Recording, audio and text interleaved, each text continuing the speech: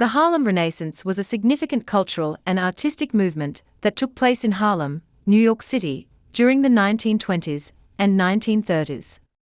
It was a period of immense creativity and expression for African American writers, artists, musicians, and intellectuals.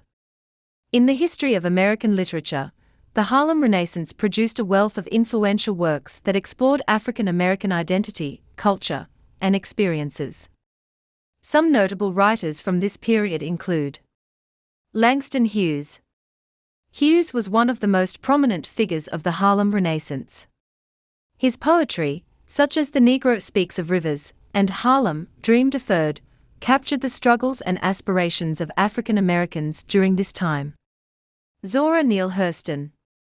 Hurston was an anthropologist, folklorist, and novelist whose work focused on the experiences of African Americans in the rural South. Her most famous novel, Their Eyes Were Watching God, is considered a classic of American literature. Claude McKay.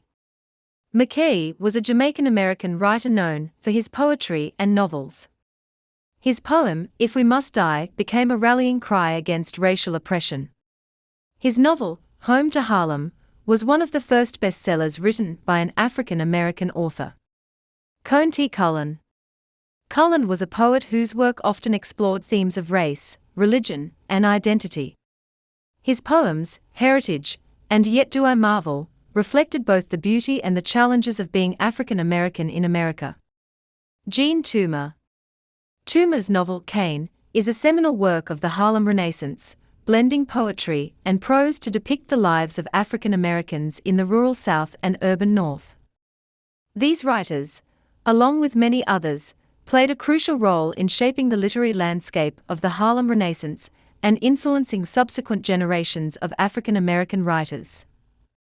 Their works continue to be studied and celebrated for their artistic merit and their contributions to the ongoing dialogue about race and identity in America.